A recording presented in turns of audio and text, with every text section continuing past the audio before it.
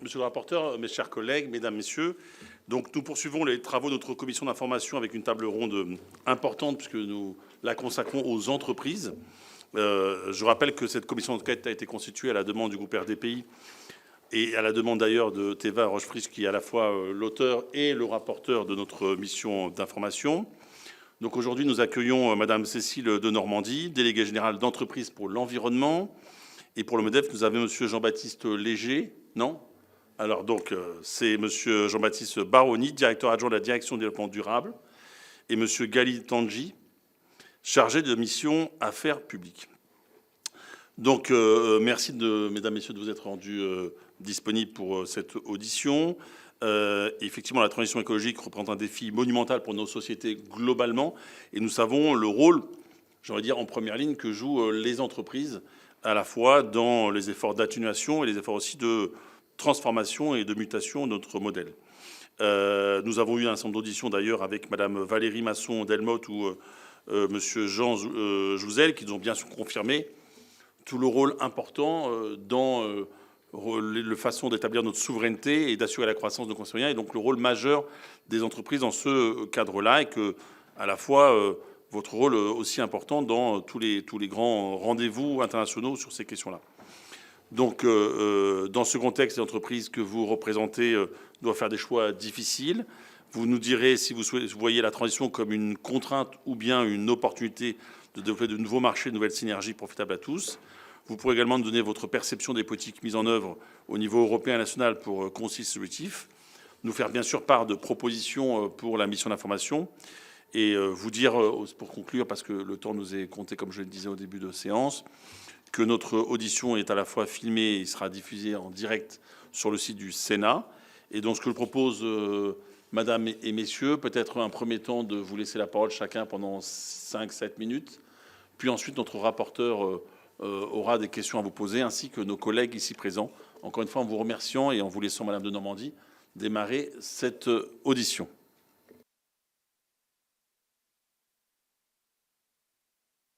Voilà, ça fonctionne, merci. Bonjour à tous, bonjour messieurs, dames, bonjour monsieur le sénateur, merci pour cette invitation.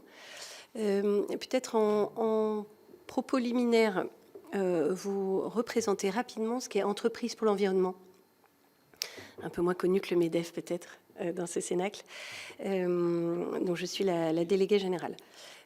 Entreprise pour l'environnement est une association qui a été créée en 1992 après le sommet de Rio, donc une vieille dame de la RSE, je dirais, une des premières assos sur le sujet. Elle rassemble aujourd'hui une soixantaine de membres qui sont tous des grandes entreprises françaises engagées dans l'environnement. Donc il y a un dénominateur commun chez nos membres qui est finalement leur taille. Il y a à peu près 70% du CAC 40 chez EPE, et le reste de nos membres étant au SBF 120. Donc ce sont tous des acteurs qui ont des activités en France, mais aussi pour la plupart à l'international, et dont des empreintes internationales dont ils s'occupent.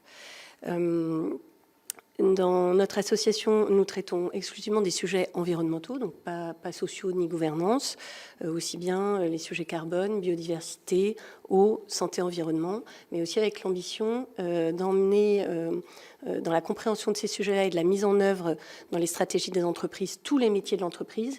Et donc, on a aussi beaucoup de comités de groupes de travail qui embarquent les métiers de l'entreprise, les directions juridiques, les directions financières, les directions des achats, etc., pour embarquer l'entreprise dans son intégralité. Une des spécificités d'EPE, c'est que c'est une association dont la gouvernance est une gouvernance de grands patrons, puisque ce sont des dirigeants membres d'EPE qui en ont la présidence et dont certains sont au bureau, avec une présidence tournante, avec donc l'ambition pour EPE de donner les leviers aux directeurs, directrices, RSE, Sustainability, Impact de nos membres, d'embarquer à très haut niveau dans l'entreprise les transformations assez substantielles des modèles d'affaires. Je préciserai en outre que nous avons un positionnement très clair et affirmé qui est le suivant. Nous ne faisons pas de lobby, nous ne faisons pas de plaidoyer.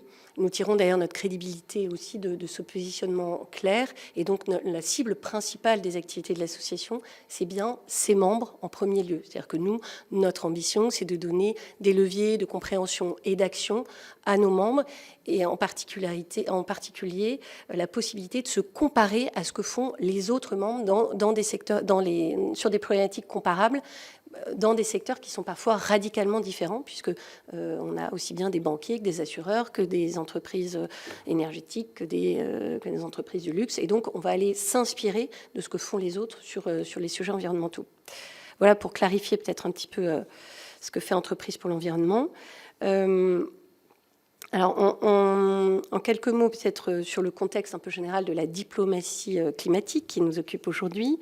Donc, on est rentré dans une logique d'agenda de l'action. Et nous, c'est par ce biais-là que PE aborde les COP en particulier.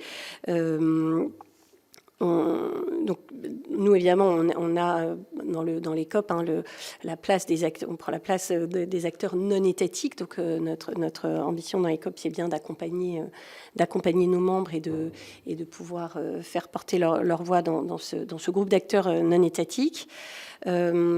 On y reviendra peut-être, mais EPE avait été assez pionnier à l'époque de la COP de Paris en montant le Business and Climate Summit, qui était finalement la première fois que les entreprises privées étaient vraiment partie prenante à une COP. Ça avait rassemblé des représentants de milliers d'entreprises du monde.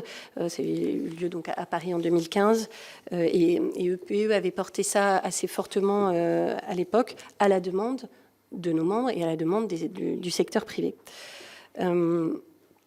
Donc peut-être bien comprendre qu'aujourd'hui on est plus tant dans le temps des négociations, en tout cas du point de vue des entreprises, que dans le temps de la mise en œuvre sur ces actions de diplomatie climatique. Peut-être vous redire, et on y reviendra sans doute, que ce qui est fondamental pour les entreprises, c'est finalement la prévisibilité du cadre, l'aspect progressif et harmonisé des process, et que dans ces conditions-là, finalement, la prise en compte des contraintes n'est pas forcément une difficulté. Et qu'elle peut même finalement ouvrir des marchés. Je prends l'exemple de la rénovation ou du véhicule électrique, quand ce socle-là est bien bordé. Les entreprises, les grandes entreprises sont du coup par essence internationales, je le disais, donc elles peuvent contribuer à agir pour des environnements réglementaires assez ambitieux, cohérents, via des coalitions d'acteurs, je pense à celle du bâtiment par exemple, via l'établissement de standards et le développement de solutions aussi, puisque les entreprises sont capables, via leur capacité d'innovation, à apporter des solutions dans le contexte du changement climatique. Et de façon plus globale, et c'est peut-être un peu ce qu'on va discuter aujourd'hui, mais voilà, l'objectif de trouver des synergies pour avoir une équipe de France climatique nous paraît essentiel, avec les acteurs publics, avec les acteurs privés, et je pense qu'il faut qu'on s'y attache davantage. Je ne vais pas prendre la parole plus longtemps, je laisse Jean-Baptiste Baroni. Je vous remercie, Monsieur Baroni. Bien, Monsieur le Président, Monsieur le rapporteur, Mesdames et Messieurs les sénateurs, merci beaucoup de du temps que vous nous consacrez. Monsieur Dantec, je salue, avec qui on travaille étroitement dans le cadre des travaux du CNTE sur l'adaptation, sur le PNACC, qui sont des travaux structurants. Je crois qu'il y a une question là-dessus, on y reviendra avec plaisir. C'est un sujet très vaste. Alors le MEDEF, je ne vais pas revenir trop longtemps dessus, mais le MEDEF, ce qu'il faut retenir, c'est qu'il représente la diversité du tissu économique. Et que l'adhérent moyen du MEDEF, c'est une entreprise, une PME de 70 salariés. Notre double structuration, nos adhérents, ce sont les MEDEF territoriaux, 119 organisations territoriales et 101 fédérations professionnelles. Donc notre double structuration, elle est sectorielle et territoriale, et ça, c'est un élément important, et j'allais dire moteur dans notre capacité à embarquer les entreprises dans les enjeux de transition. Et dans leur diversité de situations, de degrés de maturité par rapport à l'appréhension des enjeux de transition. Pour beaucoup de PME, de TI, c'est un enjeu à concilier avec la diversité des contraintes que peut avoir un chef d'entreprise au quotidien dans la gestion de son quotidien fiscal, économique, social, entrepreneurial, d'embauche, etc. Donc voilà, à travers ces deux canaux, nous représentons 200 000 entreprises dans l'ensemble des secteurs, en métropole, en outre-mer, qui rayonnent à l'international. Nous avons donc des travaux structurés sur les enjeux de transition écologique avec une approche thématique sur l'énergie, le climat, la biodiversité, l'économie circulaire, l'adaptation. Donc l'enjeu, c'est de répondre à la fois à tous les signaux réglementaires, fiscaux, économiques, et pour les mettre en cohérence avec les dynamiques d'action des entreprises et pour en faire vraiment un levier de passage à l'action. Donc c'est là où le nœud et notre rôle se situe, c'est de faire de ces politiques des signaux clairs pour le passage à l'action et pour la mise en œuvre de la transition. Donc ça passe aussi par de la pédagogie, de la sensibilisation, de l'accompagnement, tu l'as signalé, mais c'est valable encore plus pour des PME et des ETI d'accompagner sur les nouveaux modèles économiques de la transition, que ce soit l'adaptation à l'économie circulaire, les ressources, la biodiversité, en quoi c'est à la fois un enjeu de conformité réglementaire, mais aussi de transformation des business models, de motivation des salariés, etc. La dimension européenne, donc, qui revient beaucoup dans vos questions, est très structurante forcément sur ces travaux. Nous sommes très actifs sur tous les paquets énergie-climat successifs, le Clean Industrial Deal, le marché carbone européen, le MACF, qui, je sais, relève d'autres travaux au sein de votre Chambre, mais qui sont très interconnectés à la fois de la situation française, mais aussi des COP qui sont l'objet aujourd'hui des discussions, avec une ligne directrice qui est de garantir des conditions de concurrence équitables aux entreprises françaises et de donner des signaux, notamment via la tarification du carbone, pour conforter leur transition. Donc, aux côtés d'EP, aux côtés de beaucoup d'autres réseaux, on a depuis 10 ans aussi, tu l'as dit, depuis la COP21, on a fait beaucoup de choses ensemble. Et il y a 10 ans, plutôt dans une logique de manifeste d'engagement, c'est-à-dire affirmer que les entreprises sont engagées, ce qui déjà représentait une mise en mouvement il y a 10 ans qui était plus forte parce qu'il fallait... voilà. Et puis ensuite, l'accord de Paris a représenté un signal qui a permis de conforter ces dynamiques d'engagement. En 10 ans, on voit que on est entré vraiment dans la mise en œuvre opérationnelle et dans la définition des bonnes conditions et des bons réglages pour permettre cette mise en œuvre, que ce soit sur les financements, la réglementation, les normes, les marchés carbone. Et donc on pourra y revenir aussi, y compris dans ce que ça implique sur la bonne articulation des signaux français pour permettre cette transition. Donc nous travaillons avec beaucoup de réseaux, avec Business Europe qui est le patronat européen sur ces questions, avec des réseaux mondiaux comme la Chambre de commerce internationale. Cette année, la France préside le G7 et donc nous sommes à la manœuvre pour organiser le B7 avec un canal environnement qui va être un moment important aussi pour reparler de ces sujets-là au niveau mondial. Nous avons aussi MEDEF International, qui est un opérateur à nos côtés, qui fait beaucoup de diplomatie économique et qui a des task force assez importantes sur la ville durable, sur les minéraux critiques, sur l'hydrogène, qui sont les grands défis mondiaux un peu industriels de la transition, qui travaille avec les banques régionales de développement, etc., y compris dans le cadre des COP. Donc voilà un petit peu l'écosystème dans lequel on évolue. Et j'en reviens pour résumer à cette logique de traduction opérationnelle de politique climatique en action concrète des entreprises. C'est là qu'est notre rôle. Merci, Monsieur Barnier. Je propose maintenant de laisser la parole à notre rapporteur pour un certain nombre de questions avant que des collègues. Merci, Monsieur le Président, et bonjour aux collègues qui sont là. Et à nos invités, bien entendu.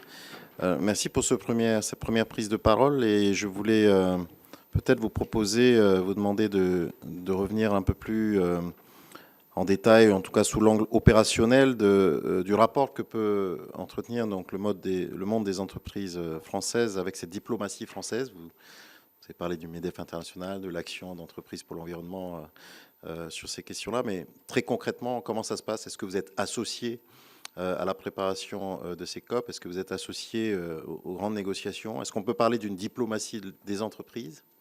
Ce serait un premier volet de mes questions pour qu'on soit dans le cadre de ce rapport, qu'on s'intéresse effectivement à la diplomatie française et 10 ans après l'accord de Paris. Comment, d'un point de vue très opérationnel, fonctionnez-vous?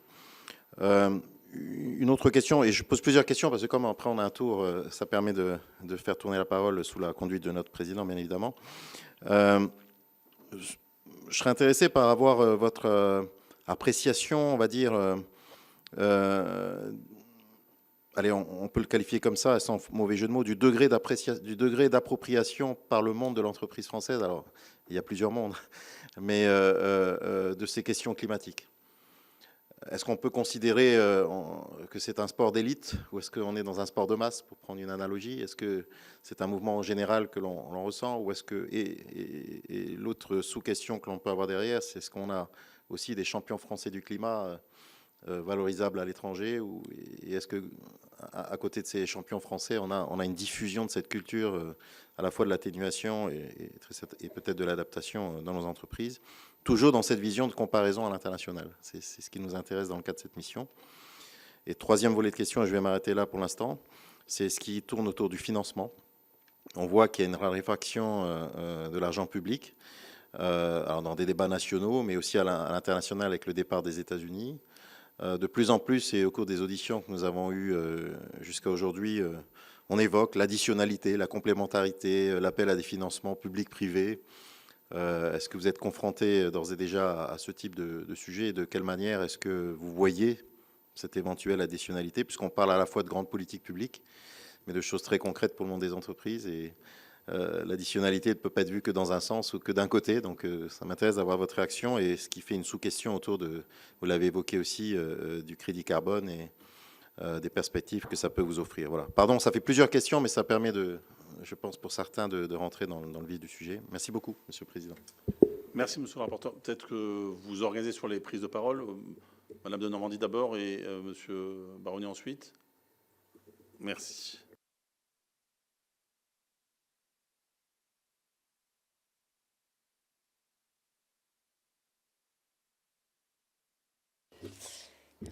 Merci, Monsieur le rapporteur. Effectivement, on va essayer de vous répondre de la façon la plus exhaustive possible dans un temps court.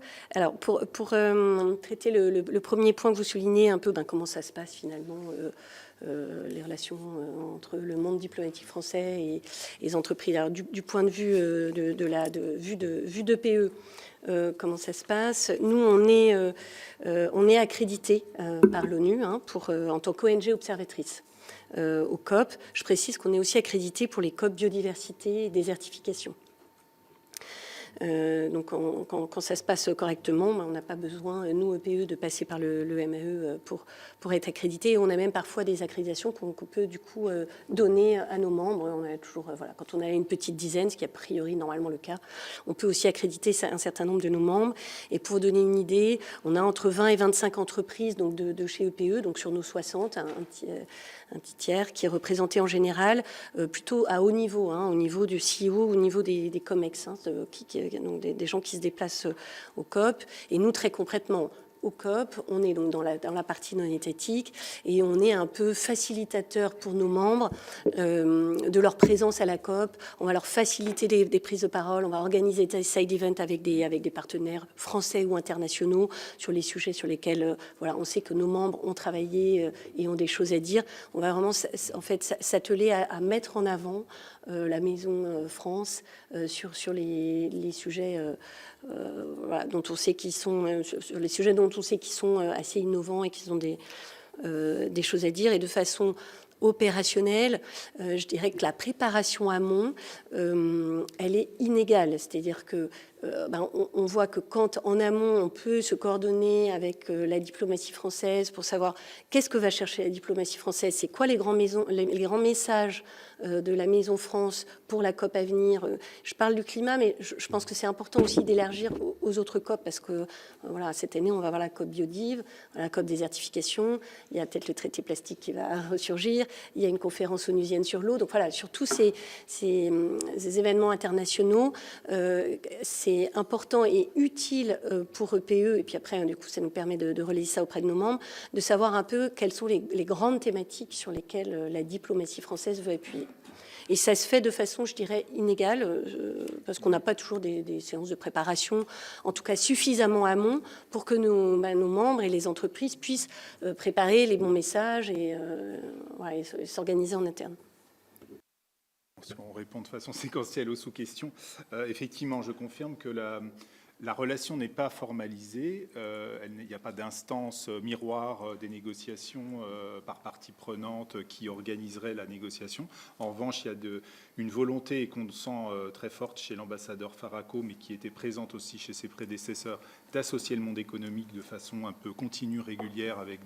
On a eu 1 à 2 forums d'échange avant la COP 30 pour déjà se donner mutuellement de la visibilité sur ces organisations onusiennes très compliquées, à la fois sur le fond et sur la logistique, et particulièrement au Brésil où c'était extrêmement compliqué, se donner de la visibilité.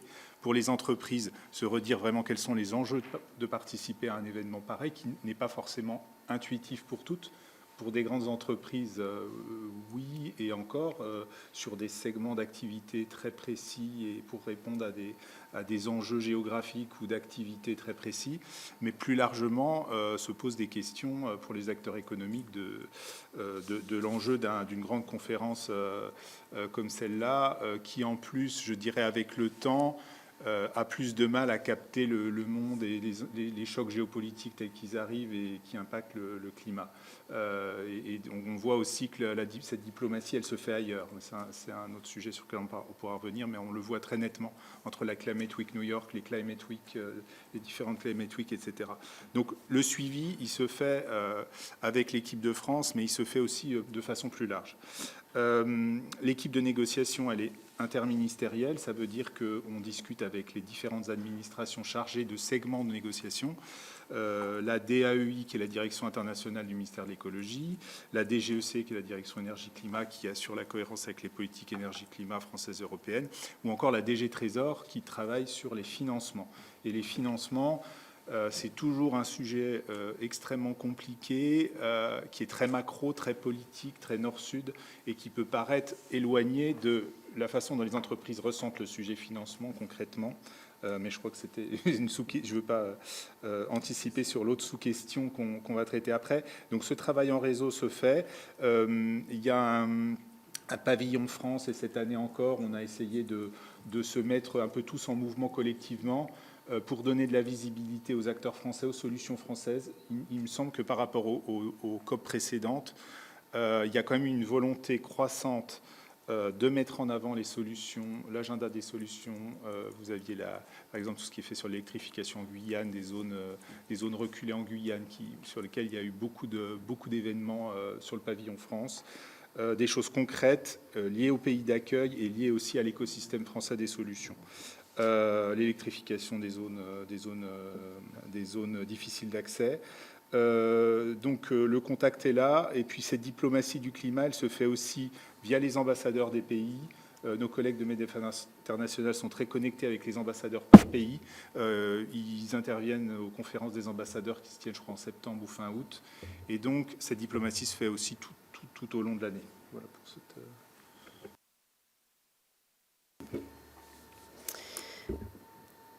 Et je ne sais pas si on y reviendra, mais on n'a pas parlé du fait, notamment, j'y pense parce que Jean-Baptiste citait le pavillon France, la coordination avec nos amis européens, et du fait qu'il n'y avait pas de pavillon européen. Allez-y. Voilà. Mais on y reviendra peut-être. Pour répondre à votre deuxième question sur le degré d'appropriation des enjeux climatiques au sein des entreprises et de ce qu'on nous on en comprend et de ce que nous on en voit, je pense qu'on aura une réponse assez différenciée parce que, donc, comme je l'ai dit en préambule, Entreprises pour l'environnement, c'est les 61 membres de très grosse taille qui, de fait, ont un degré de compréhension et d'intégration de ces enjeux, y compris dans leurs équipes, extrêmement avancé, et donc avec des moyens d'action qui sont plus importants que les autres entreprises de taille plus restreinte. Donc, je dirais que le degré d'appropriation de ces questions, il est complet chez les entreprises membres d'EPE, que la compréhension aussi de l'objet même carbone et donc de sa mesure, c'est derrière nous. Et voilà, je dirais que depuis 10 ans et depuis l'accord de Paris, où il y avait cet enjeu-là à ce moment-là de faire monter ces sujets et de la compréhension pour les grandes entreprises, là on est vraiment passé, on l'aura dit plusieurs fois depuis le début, mais dans la mise en œuvre, qu'est-ce que ça veut dire concrètement? Et donc l'appropriation, elle est faite. Je dirais que le fait d'avoir cette exigence quand même de reporting fait que de toute façon, par essence, ces questions-là, qui sont éminemment complexes, hein, les questions carbone, c'est éminemment complexe. Donc du coup, ça donne lieu à l'émergence de profils et de métiers extrêmement pointus sur la compréhension de la comptabilité et de la mesure carbone. Hein. Je précise quand même que c'est des sujets très compliqués à l'échelle d'une grande entreprise. Mais cette obligation de reporting exigeant a fait aussi progresser, hein, toutes les entreprises qui y étaient soumises, et que les grandes entreprises ont, dans leur majorité, voire même pris des engagements carbone, des engagements climatiques qui, de fait, les obligent à reporter aussi sur ces engagements qu'elles ont pris. Ça, c'est aussi très concret depuis l'accord de Paris. Donc, le fait de prendre des engagements, ça fait monter dans l'agenda de tous les métiers de l'entreprise la prise en compte des enjeux carbone. Je dirais que sur les aspects nature qu'on ne traitera peut-être pas aujourd'hui, mais qui sont sur lesquels quand même on a aussi des champions français, ces enjeux-là sont peut-être plus difficiles à appréhender parce que mesurer un écosystème, une unité d'écosystème, finalement moins simple que de comptabiliser des tonnes de carbone, mais qui sont aussi en train d'émerger et en train d'être prises en compte à tous les niveaux au sein des grandes entreprises, membres de PE. Peut-être pour compléter, effectivement, en 10 ans, la maturité sur ces questions a vraiment changé du tout au tout. Ça, c'est indéniable. On est passé d'une culture, comme je le disais, d'engagement, d'expression d'une volonté de s'engager à une situation dans laquelle le climat s'immisce dans tous les pans d'activité de l'entreprise, à la fois dans tous les secteurs. Et donc tous les secteurs, ça veut dire qu'avec la loi climat et résilience, vous avez des feuilles de déroute de décarbonation pour les grandes filières, qu'elles soient industrielles ou bâtiments, transport maintenant. Avec la planification écologique, toutes les filières ont des feuilles de route de décarbonation qui fixent le cap, les objectifs et puis les dispositifs publics liés à ça, donc France 2030, les aides de France 2030, etc. Vous avez la politique dédiée aux 50 sites les plus émetteurs en France qui, à nouveau, est liée à France 2030 et donc est une traduction opérationnelle.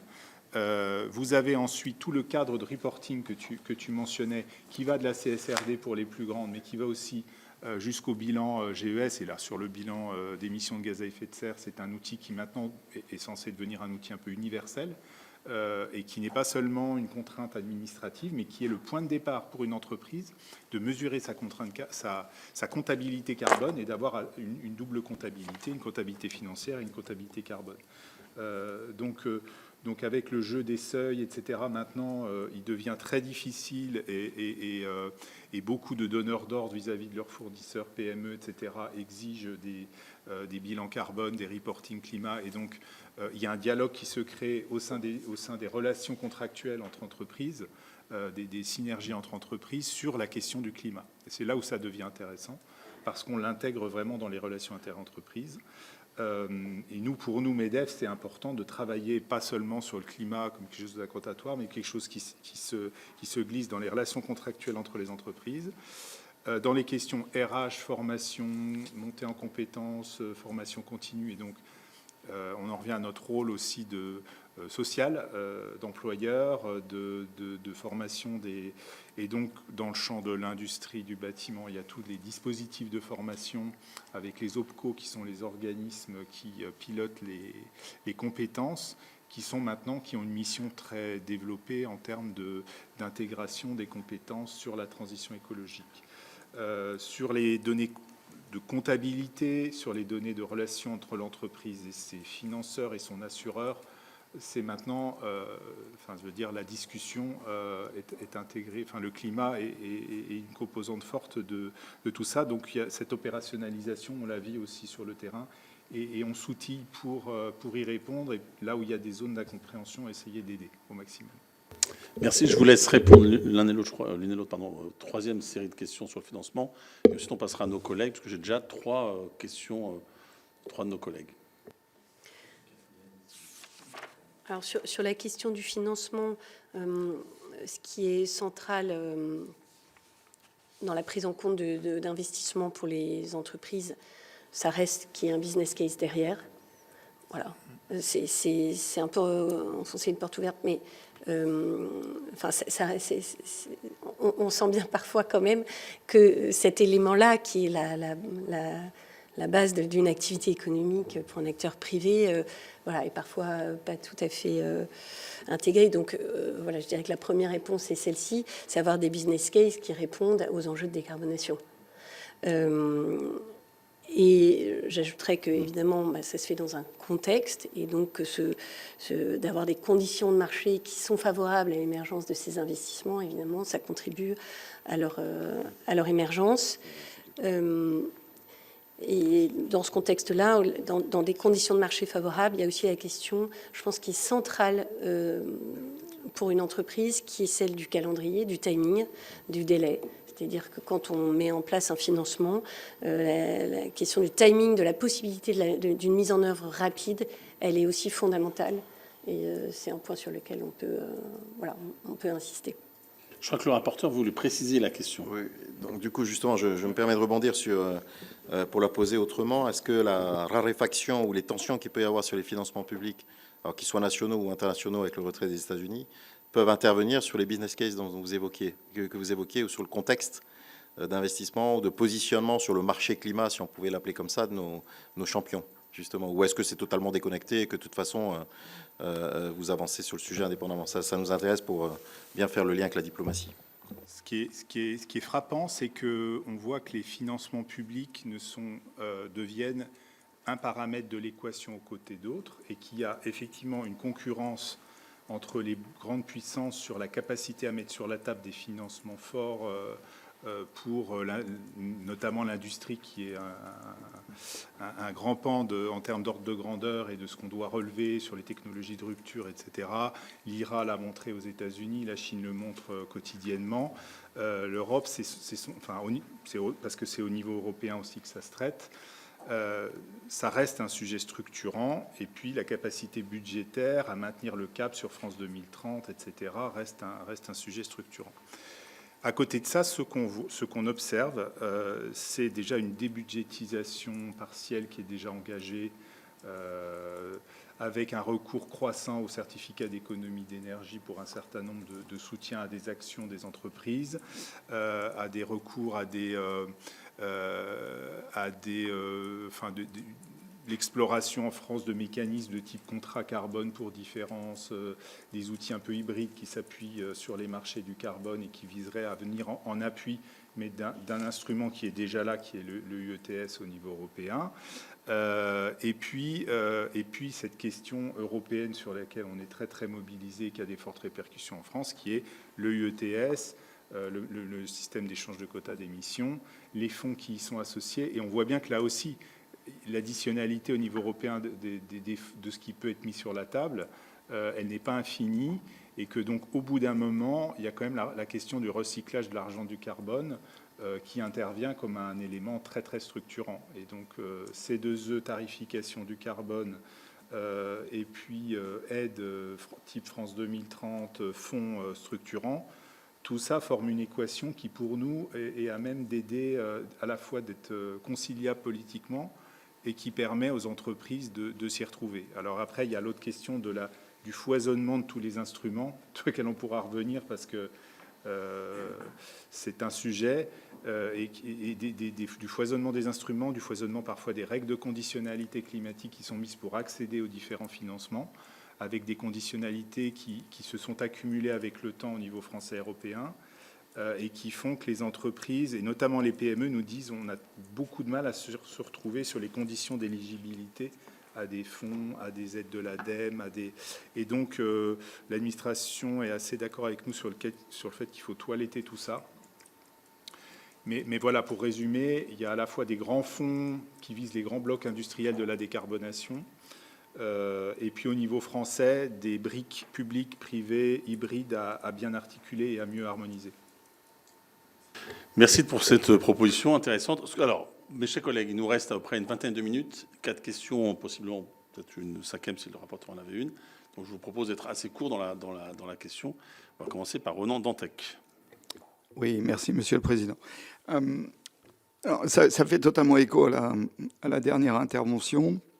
Donc nous, on est focalisé évidemment sur la diplomatie. Donc on n'est pas là pour parler de fonctionnement de l'action climat en France et en Europe, mais vraiment de se dire c'est quoi les enjeux diplomatiques aujourd'hui. C'est important parce que le sujet est tellement vaste, sinon on se perd. Est-ce qu'il y a une doctrine aujourd'hui du MEDEF ou même des structures européennes du monde économique? C'est-à-dire qu'on est dans une situation d'affaiblissement très fort de la négociation internationale climat avec Trump, mais pas que lui. Les grands émergents nous posent aussi de gros problèmes. Face à ça, c'est quoi la doctrine en fait? Vous êtes quand même plutôt dans l'idée qu'il faudrait préserver cette négociation, y compris parce qu'aujourd'hui on a des outils européens qui fonctionnent. L'ETS est un outil qui fonctionne et que plus grand monde aujourd'hui remet en cause, mais ça veut dire que derrière il y a le MACSF, CF qui doit être aussi totalement efficient. Donc, est-ce que le mandat que vous poussez, j'ai bien compris que PE ne faisait pas de plaidoyer, mais le MEDEF en fait, sur le fait de dire tenez les positions, remontez l'ambition climat, en plus du fait qu'il faut quand même stabiliser le climat, sinon on va avoir tous des très gros soucis, ou est-ce que vous avez quand même des entreprises qui se disent dans le moment ça patine sur le climat, ça nous fait un peu moins de contraintes, peut-être un peu moins de normes, parce que c'est quand même ce qui joue aussi sur l'affaiblissement du pacte vert européen, et que du coup, si ça n'avance pas sur la négo climat internationale, et si vous y mettez pas trop de moyens, c'est pas la fin du monde. Donc voilà, c'est voir vraiment la doctrine du MEDEF aujourd'hui là-dessus. Je pense que PE, c'est un peu différent, parce que par définition, ça rassemble déjà des entreprises très, très mobilisées, alors que le MEDEF est plus large. Et la deuxième question, un peu en lien, c'est qu'on voit quand même l'évolution des négociations internationales, et pas que sur le climat, vers quelque chose de beaucoup plus transactionnel, sur le donnant-donnant. Ça joue aussi sur l'aide publique au développement, qui est un des éléments de la diplomatie climatique. Donc, est-ce que vous vous préparez aussi à rentrer dans cette logique de donnant-donnant, disant y compris qu'il y a des enjeux à l'international pour les entreprises françaises et européennes, et que donc il faut qu'il y ait un retour sur investissement. Voilà, donc est-ce que c'est une mutation? Parce que, évidemment, on se connaît tous, puisque moi je portais la voix des collectivités dans les mêmes négos, donc on connaît le fonctionnement de ces négos, mais on est peut-être sorti finalement des 10 ans post-accord de Paris, qui étaient plutôt marqués par une forme un peu d'idéalisme, on y va tous ensemble et on y arrive, pour aller vers des choses beaucoup plus où on regarde ses intérêts propres. Donc est-ce que cette mutation est aussi en cours dans le monde économique? Mais ça a été dit qu'il ne perd jamais quand même de totalement de vue ses modèles économiques et ses intérêts. Monsieur Baroni, pour assez court, en sachant que Ronan Dantec a fait une question courte, le connaissant. Merci beaucoup. Alors, oui, pour faire une réponse courte, il y a effectivement, et on est dans une phase où il y a eu beaucoup d'interrogations et un sentiment d'urgence industrielle lié à la situation et lié au resserrement de la contrainte carbone, notamment au niveau industriel en Europe. Et donc, on a eu cette crainte que l'ETS ne soit emporté dans cette vague, j'aime pas du tout le mot backlash parce qu'il ne correspond pas à la réalité économique, mais plus à le sentiment d'avoir un mur infranchissable sans être aidé à le franchir. C'est plutôt ça qui a été exprimé par l'industrie. Donc l'ETS, le MACF sont réaffirmés au-delà des grandes difficultés que pose le MACF dans sa mise en œuvre parce qu'il est encore très incomplet sur la protection à l'export, la protection à l'aval. On a un objet qui est nouveau, qui est très, très structurant et qui n'est pas encore terminé et avec des risques de contournement. Donc c'est un autre sujet. Mais tout ça pour dire que les entreprises sont en attente forte déjà de la Commission d'avoir un perfectionnement de ce système de tarification du carbone pour qu'il soit opérant. Et donc, c'est l'objet des réformes qui sont annoncées. Il y a le Conseil européen là-dessus. Et ensuite, au niveau mondial, il n'y a pas du tout, il y a plutôt l'ambition de faire de ces outils un signal vis-à-vis de nos partenaires et d'engager le partenaire, parce que les pays tiers qui n'avancent pas assez sont aussi des pays dans lesquels beaucoup de nos adhérents sont présents en termes de marché. Et ils voient bien qu'à contrario, ces pays sont aussi des pays dans lesquels il y a du potentiel de marché. On voit aussi que le MACF a fait réagir beaucoup de pays tiers qui sont très nombreux à avoir mis en place des marchés du carbone ou leur propre MACF. Quand on regarde la carte mondiale, c'est très frappant. Oui, ou le contester à l'OMC, Donc les réactions sont diverses, mais en fait, le MACF a atteint son objectif puisqu'il fait réagir et il provoque les autres pays pour réagir à ça. Donc la diplomatie patronale, j'allais dire, par rapport à ça, elle se veut vraiment pragmatique, c'est d'entraîner et de faire des outils européens qu'on a, qui sont historiques, une force pour nos entreprises à l'international. Et sur l'aide au développement, c'est un petit peu moins, c'est plus le domaine de nos collègues de MEDEF International, mais ils sont très très connectés avec l'AFD, les banques de développement, pour effectivement dans une logique de projet très concret. Et l'ambassadeur Faraco nous avait dit qu'il voulait vraiment impulser. Il nous a dit vraiment que ces COP, il voulait en faire un lieu d'aboutissement de projets concrets. Et donc, c'est quelque chose auquel on adhère complètement. Merci. Martine Berthet. Merci beaucoup, Monsieur le Président. Donc, Martine Berthet, sénatrice de la Savoie.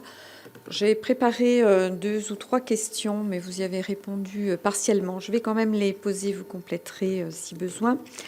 Donc, ma première question, c'était dans la transition environnementale de leurs activités. Comment vos adhérents se situent-ils par rapport à leurs concurrents européens, par rapport au reste du monde aussi, et quelle influence cela a-t-il sur leur compétitivité? Est-ce que cela nuit à leur compétitivité?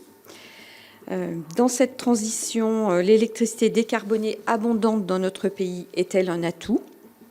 Et puis, pour terminer, sentez-vous une accélération, particulièrement sur ces 2 dernières années, ou au contraire un recul sur la décarbonation des activités? C'est vrai que quand le CSRD a été mis en œuvre, enfin voilà, les différents instruments européens pour évoluer, il y a une mise en œuvre, on va dire, positive au niveau des entreprises. Est-ce que cela s'est essoufflé, et notamment par rapport au contexte géopolitique international? Et enfin, pour terminer, qu'attendez-vous comme impact par rapport au Buy in Europe? Merci. Allez-y, je vous laisse répondre. Madame de Mandy, Monsieur Baroni, je vous laisse vous organiser. Peut-être pour réagir sur certains points, et puis Monsieur Baroni complétera sur ceux qui sont plus couverts par le MEDEF. Le fait d'avoir une énergie décarbonée, peut-être, pour souligner que le fait, c'est vrai qu'en France, si on électrifie, on décarbone. Donc ça, c'est évidemment un atout énorme, et c'est pas le cas, et il faut qu'on se le redise quand même, dans beaucoup d'autres pays. Électrifier, ça veut pas dire décarboner. C'est pas nécessairement une conséquence immédiate. Pour rebondir sur votre dernier point, effectivement, les entreprises, dans le contexte actuel, voient bien 2 choses, et que finalement, la transition écologique qu'on faisait pour la planète ou pour le climat ou pour remplir ces engagements aujourd'hui, les typologies de crise qu'on traverse montrent bien que, quand on traverse une crise énergétique et géopolitique comme celle qui se passe au Moyen-Orient, la transition écologique, elle est un outil de souveraineté et de compétitivité, de ne pas être tributaire et on parle pas, là je parle pas que du pétrole, je parle aussi du plastique qui est bloqué. Un tiers du plastique passe par le détroit d'Ormuz, des produits chimiques qui sont bloqués, qui permettent de fabriquer les engrais. Donc ces crises géopolitiques traduisent de façon très très concrète que la transition éco, ça peut être aussi un outil de souveraineté et de compétitivité.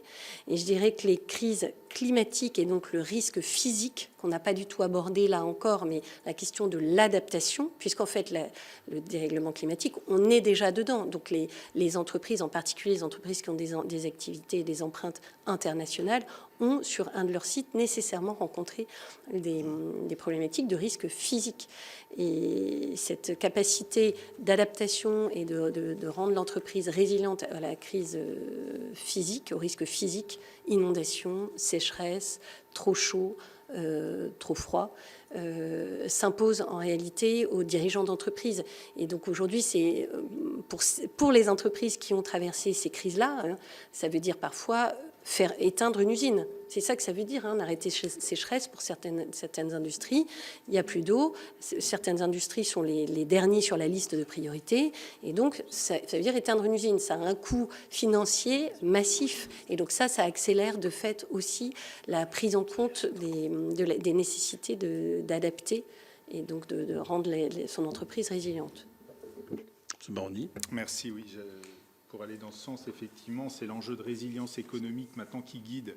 On est dans un univers de succession de crises multiples qui deviennent la nouvelle normalité pour les entreprises à gérer, au-delà du quotidien qu'elles doivent déjà gérer sur leur univers économique et social et la gestion quotidienne, mais elles doivent aussi gérer les conséquences des chocs énergétiques, des prix des carburants, du prix de l'électricité et du gaz, qui n'est pas revenu à des prix antérieurs, totalement à des prix antérieurs à la crise qu'on a connue, l'impact sur le prix du carbone, donc tout ça mis bout à bout fait qu'elles doivent se montrer résilientes, plus réactives, plus ouvertes aux signaux sur les différents chocs économiques et ce en quoi ça peut impacter leur économie. Donc par rapport à ça, on a des grands blocs de travaux et de positions sur l'électrification, sur les solutions énergétiques bas carbone.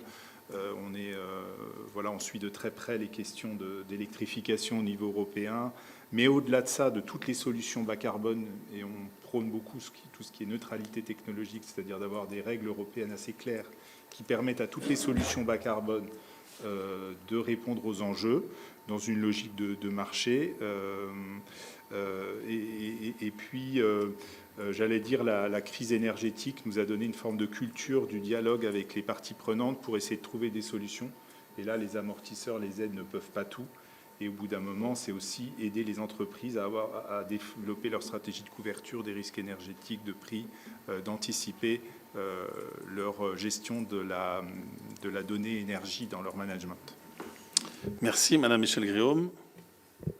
Merci beaucoup, Monsieur le Président. Michèle Gréaume, sénatrice du Nord.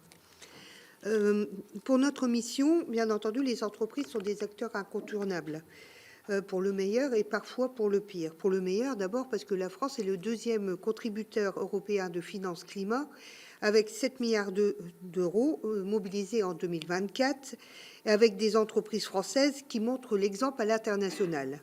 Mais il y a aussi des questions qui se posent. La déclaration finale de la COP30 à Belém n'évoque plus la sortie des fossiles, on en a parlé tout à l'heure. Et en Europe, le paquet Omnibus, dont le MEDEF fut l'un des porte-voix, a exempté 80% des entreprises des obligations de transparence climatique. Nous souhaitons comprendre comment les entreprises françaises concilient ambition diplomatique et réalité de leur engagement, notamment sur les émissions importées qui représentent encore 50% de notre empreinte carbone nationale. En effet, le MEDEF a mené un lobbying qui a abouti à la suppression de l'obligation de plan de transition 1,5 degré. N'y a-t-il pas une contradiction manifeste entre la vitrine internationale et les positions réglementaires internes susceptibles d'affaiblir la crédibilité de la France dans les négociations climatiques? Ça, c'est ma première question. Deuxièmement, dans votre livret d'adaptation, qui reconnaît l'urgence pour les entreprises de se préparer aux impacts physiques du changement climatique, dans le scénario retenu par le gouvernement, la France hexagonale pourrait connaître plus 4 degrés d'ici 2100. Des secteurs entiers, tourisme montagnard, agriculture, BTP côtier, sont menacés. Avez-vous chiffré le coût macroéconomique de l'inaction climatique pour les entreprises françaises Et ce coût justifierait-il de réviser votre position sur l'omnibus? Merci. Alors, allez-y, je vous laisse répondre en sachant qu'il nous restera une dernière question. Notre collègue Jean-Luc Ruel. Merci. Alors, Allez-y sur le rôle majeur des entreprises. je vais essayer d'aller assez vite. Effectivement, l'omnibus, je pense qu'il y a la question de l'ambition climatique d'un côté et de l'action climatique et du passage à l'action des entreprises sur le climat et du montant des investissements et des actions qu'elles réalisent. Et puis ensuite, il y a le sujet de l'adéquation du cadre européen de reporting extra-financier pour atteindre ces objectifs. Et donc c'est tout l'objet des discussions auxquelles a participé le MEDEF, ont participé beaucoup d'entreprises, pour s'assurer que les obligations de la CSRD soient amenées de façon, j'allais dire, pragmatique. Alors les plans de transition, c'est un objet indispensable pour permettre aux entreprises de s'emparer de ces enjeux. Mais il me semble qu'il y avait un enjeu dans cette discussion sur CSRD, il y avait beaucoup d'enjeux méthodologiques, de complexité, d'appréhension. Et si vous voulez, pour vous donner... donc nous, je vous redis peut-être que sur les grandes entreprises, donc la perspective est différente, mais il y avait quand même cette perception d'amener des blocs de reporting très complexes sans s'être assuré de leur faisabilité. Et pour ce qui concerne les PME ETI, le MEDEF est partenaire d'une initiative qui s'appelle ACT, Assessing Low Carbon Transitions, qui est conduite par l'ADEME et qui vise à aider des entreprises qui ne sont pas des grands groupes à conduire des plans de transition adaptés à leur réalité de PME d'ETI. Donc en fait, si le travail ne se fait pas en direct via la CSRD, il se fait autrement et de façon, j'allais dire, moins centralisée à Bruxelles et de façon plus liée à la réalité de chaque entreprise. Donc il est indispensable que les entreprises aient un plan de transition, mais la façon dont le sujet a été amené par la Commission a conduit à contribuer à ce débat omnibus pour tenter d'avoir quelque chose de plus pragmatique. La dernière question, Jean-Luc Ruel. Ça va être rapide. D'ailleurs, c'est en lien avec ce que vous évoquez. Les entreprises membres de PE ont-elles constaté un effet concret de la CSRD sur leurs décisions d'investissement climatique? Ou restent-elles perçues comme un exercice purement de conformité? Le report pour les ETI et PME ne risque-t-il pas de créer une transition à deux vitesses? Ça, c'est mon premier petit point. Et puis, j'ai un deuxième petit point sur... en matière européenne, la MACF, est-ce que ça constitue, à votre avis, une réponse suffisante? Et d'autre part, on s'est rentré en phase définitive au 1er janvier 2026, et on a déjà eu des réactions de certains partenaires commerciaux extérieurs, Chine, Turquie, Inde, des réactions négatives. Alors, est-ce que certaines entreprises françaises exportatrices vers ces pays tiers subissent-elles déjà des mesures de rétorsion commerciale liées au MACF et ce mécanisme peut-il devenir un frein à la diplomatie climatique européenne? Voilà, je vous remercie. Peut-être en première partie de réponse, et puis ce qu'on peut constater, parce qu'encore une fois, donc nous, PE, on est notre dialogue avec les entreprises, il n'est pas du tout d'organiser un plaidoyer. D'ailleurs, nos membres ne sont pas du tout, on n'a pas une composition monolithique. Et c'est tout l'intérêt, c'est tout ce que de PE, et c'est tout ce que viennent chercher nos membres chez PE. C'est cet environnement qui n'est pas monolithique. Mais ce qui apparaît quand même de façon généralisée, c'est que la CSRD, elle a permis à ceux qui l'ont réalisée de comprendre les sujets clés sur lesquels il fallait agir et donc potentiellement investir. Et ça, c'est quand même assez largement partagé. Je dirais aussi que pour une grande entreprise, il y a la conscience assez accrue qu'elle travaille dans un environnement et que donc elle a une chaîne de valeur amont, une chaîne de valeur aval, et qu'elle a une possibilité d'embarquer ces chaînes de valeur qui est extrêmement puissante.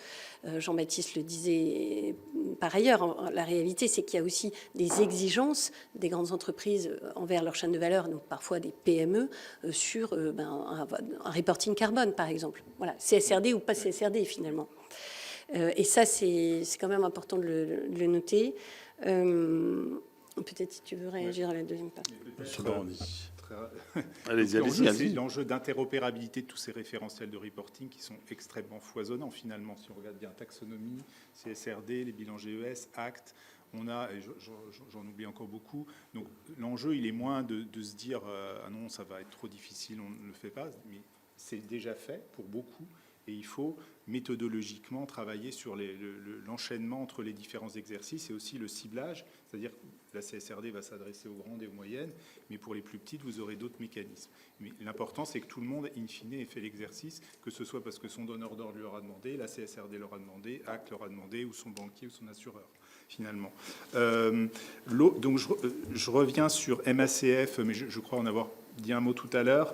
L'outil doit être largement perfectionné sur le plan européen. Donc déjà, l'UE doit faire son travail pour renforcer le mécanisme. C'est très urgent et c'est ce qui provoque aussi les tensions qu'on voit actuellement avec ETS et MACF, parce que la tarification du carbone doit être revue et restructurée.